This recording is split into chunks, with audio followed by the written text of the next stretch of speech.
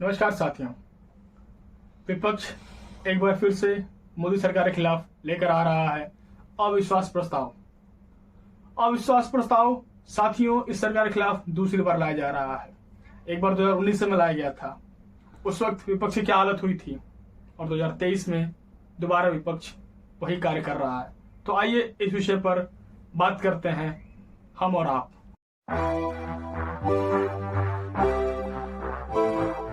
विपक्ष द्वारा मणिपुर घटना से आहत होकर अविश्वास प्रस्ताव लाया जा रहा है।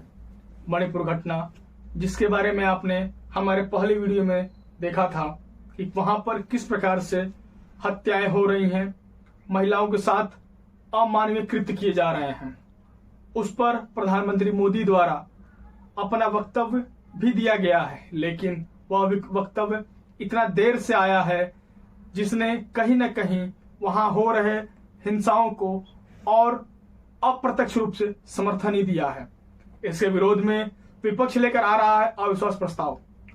अविश्वास प्रस्ताव साथियों इस सरकार के खिलाफ दूसरी बार आ रहा है। 2019 में भी आ चुका है, उस पर मोदी सरकार ने यह बात कही थी। वो शुभकामनाएं मैं आज फिर देना चाहता हूं कि आप इतनी तैयारी करो कि 2023 में फिर से आपको अविश्वास प्रस्ताव लाने का मौका मिले। और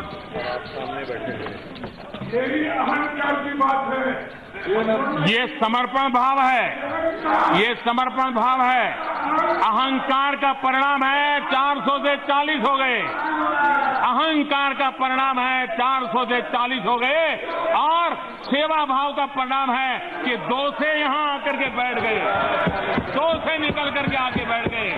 आप कहां से कहां पहुंच गए। अरे मिलावटी दुनिया में जीना पड़ रहा है, आप कोई लंबी बात करोगे तो शोभा नहीं देगी। जैसा कि आपने इस वीडियो में देखा साथियों, मोदी सरकार अपने विपक्षी या फिर यूं कहूं कि प्रमुख विपक्षी दल कांग्रेस से यह कहती हुई नजर आ रही है कि आप कम से कम इतने सामर्थ्यवान हो जाएं कि आप अगली बार अपने दम पर अविश्वास प्रस्ताव लेकर आ सकें।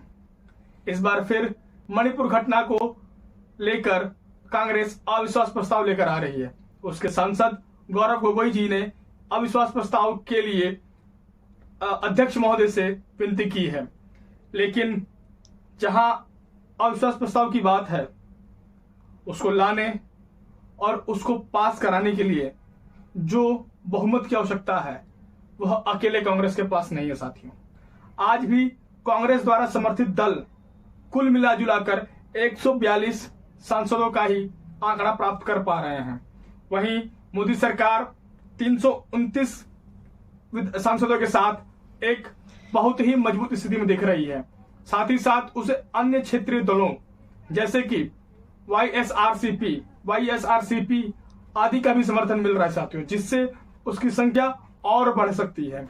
अब बात करते हैं साथियों कि अविश्वास प्रस्ताव लाने की प्रक्रिया क्या है।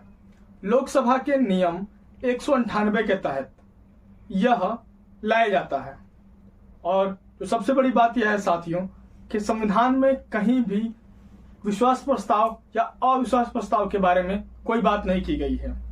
लेकिन अनुच्छेद 75 के तहत केंद्रीय मंत्रिपरिषद सामूहिक रूप से लोकसभा के प्रति जिम्मेदार होती है। इसीलिए अविश्वास प्रस्ताव या फिर विश्वास प्रस्ताव दोनों ही प्रस्ताव लोकसभा में केवल लाए जाते हैं। अब बात करते हैं साथियों कि अविश्वास प्रस्ताव है क्या। अविश्वास प्रस्ताव साथियों सत्ता दल के खिलाफ विपक्ष लेकर आता है। वह इसके माध्यम से सत्ता दल के बहुमत का परीक्षण करता है। अविश्वास प्रस्ताव लाने के लिए साथियों 50 सांसदों की सहमति कम से कम चाहिए होती है, और उसके बाद वह अध्यक्ष महोदय को एक रिक्वेस्ट भेजते हैं। यदि अविश्वास प्रस्ताव वाले बिल को अध्यक्ष महोदय स्वीकार कर लेते हैं तो एक तय दिन पर परिचर्चा इस पर की जाती है, जिस पर उस परिचर्चा के अंत में एक मतदान होता है। उस मतदान के बाद से तय होता है कि उसका परिणाम क्या होगा। आप सभी को शायद यह बात याद होगा कि यही अविश्वास प्रस्ताव है जिसने हमारे भूतपूर्व प्रधानमंत्री अटल बिहारी वाजपेयी की सरकार को 13 दिन के भीतर ही गिरा दिया गया था। अब बात करते हैं साथियों कि पहली बार अविश्वास प्रस्ताव कब और किसके कार्यकाल में लाया गया था? तो शायद आपको यह बात आश्चर्यचकित कर देगी साथियों, क्योंकि पहली बार अविश्वास प्रस्ताव लाया गया था हमारे भूतपूर्व प्रधानमंत्री यानी स्वर्गीय जवाहरलाल नेहरू के कार्यकाल में। जी हाँ साथियों, और अविश्वास प्रस्ताव लाने वाले कोई और नहीं, महान स्वतंत्रता सेनानी आचार्य JB कृपलानी साहब थे। कारण यह था साथियों कि भारत उस वक्त चीन के साथ युद्ध कर रहा था, और उस वक्त जब सदन में पूछा गया तो हमारे उस वक्त के नेताओं ने यह बात कही थी कि हमारे सैन्य बल इतने सामर्थ्यवान हैं, यदि कोई भी आक्रमण करता है तो हम उनका डटकर सामना कर सकने की क्षमता रखते हैं। लेकिन जैसा कि आप और हम इस सत्य से अवगत हैं कि 1962 में चीन ने हमारे कई क्षेत्रों, लेह लद्दाख, उत्तराखंड, अरुणाचल प्रदेश आदि के कुछ हिस्सों पर अवैध तरीके से कब्जा कर लिया था, और वह कब्जा आज भी जारी है साथियों।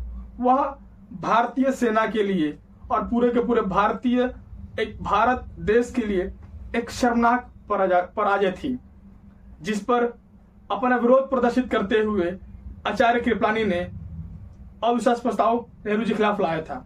लेकिन यह अविश्वास प्रस्ताव 62 लोगों के समर्थन से और 347 लोगों के विरोध से गिर गया था। साथियों, अविश्वास प्रस्ताव भारतीय परंपरा या भारतीय लोकतंत्र की एक ऐसी पद्धति है जिसके माध्यम से विपक्ष अपने को जीवंत बनाए रखता है तथा साथ ही साथ संसद को और वहीं सत्ता दल को निरंकुश होने से भी बचाने का प्रयास करता है।